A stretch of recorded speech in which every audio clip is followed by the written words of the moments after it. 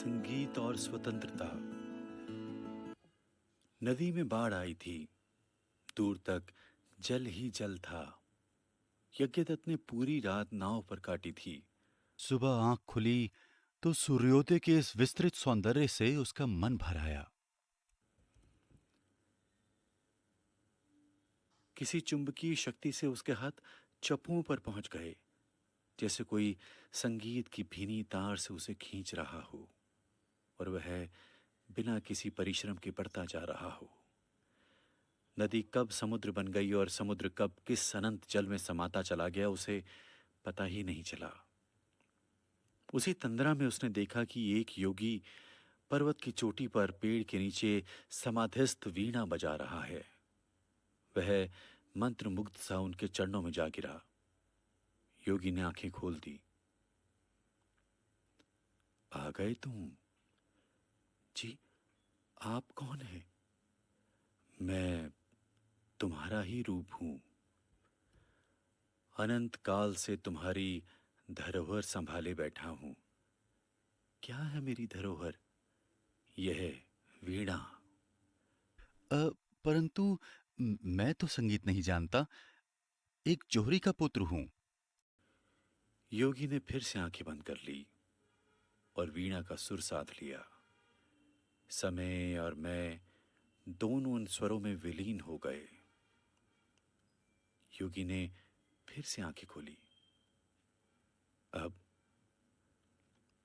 अब मैंने अनेकों सुर अपने भीतर सुने।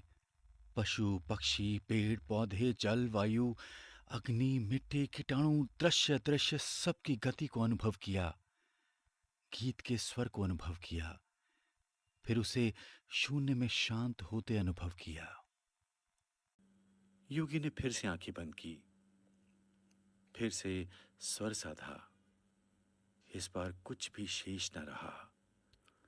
यज्ञदत्त अचेत हो भूमि पर गिर पड़ा। योगी ने आंखें खोली। अब यज्ञदत्त की सांस थम गई थी। वह समाधिस्थ शून्य में देख रहा था। उसका चेहरा न तेजवान था, न तेजहीन, न जड़ था, न चेतन। तुम जो देख रहे हो, ये सृष्टि के निर्माण का पल है।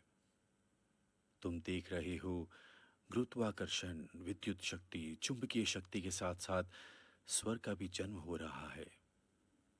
इसी में संगीत समाया है। संगीत में भाव, भाव में भाषा, भाषा में ज्ञान, ज्ञान में आचार, आचार में शांति और शांति में सुख। तुम इस प्रथम सुर को संभालो और मुझे ब्रह्मांड में विलीन होने दो। अवश्य, परंतु ये कार्य आप मुझ जैसे साधारण मनुष्य को क्यों सौंप रहे हैं? क्योंकि साधारण ही असाधारण है। जिस पल तुम सूर्योदय के सौंदर्य से अभिभूत हो मेरे तक खिंचे चले आए, उस पल से तुम शुद्ध हो स्वयं सूर्य होने लगे। यज्ञदत्त वहीं समाधिस्थ हो वीणा के स्वर में लीन होने लगा। नगर प्रांत से पानी फिर अपनी सीमाओं में बंधने लगा। दूर दूर तक समाचार फैलने लगा कि एक योगी पर्वत पर ध्यानस्थ संगीत को लयबद्ध किए है।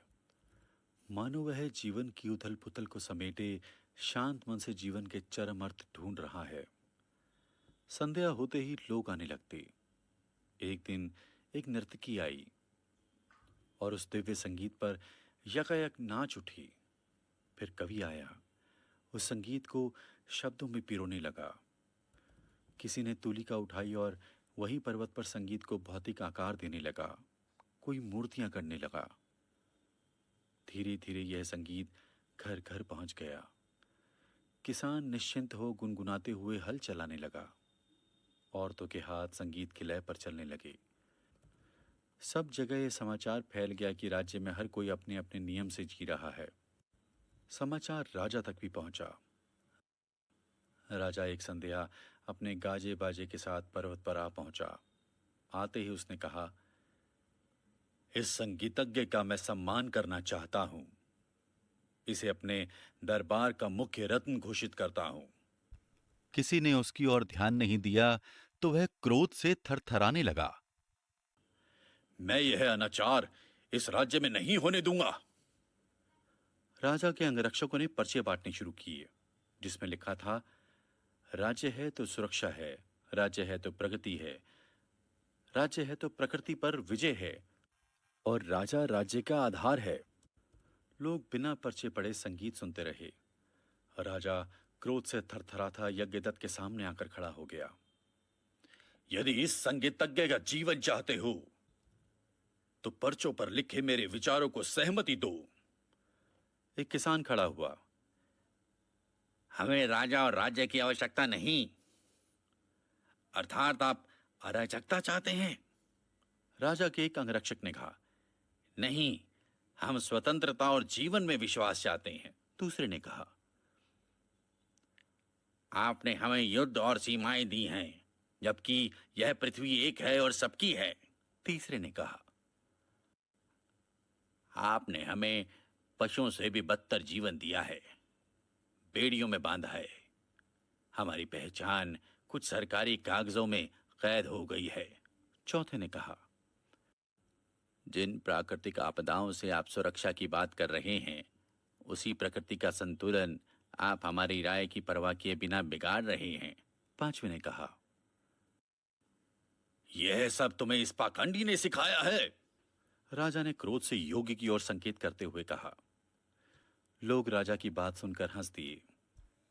योगी ने तो अभी आंख खोलकर हमें देखा भी नहीं, बस उसके संगीत ने हमें सारी अस्थिरताओं से शांत कर दिया है, और हम देख सकते हैं, हमें बाह्य सत्ता की आवश्यकता नहीं।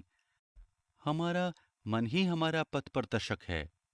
विशाल राज्य व्यक्ति की गरिमा को नष्ट करते हैं। एक युवक ने पूरी सौम्यता से कहा। राजा जान गया, वह इस बार संगीत से परास्त हो गया है। वह नए राज्य की स्थापना करेगा, जहां आरंभ से ही कलाकारों को पदों तथा धन से विभूषित करेगा, ताकि उनका कद कभी भी सरकार से बड़ा ना हो सके और जन सामान्य को वर्गों में बांटा जा सके।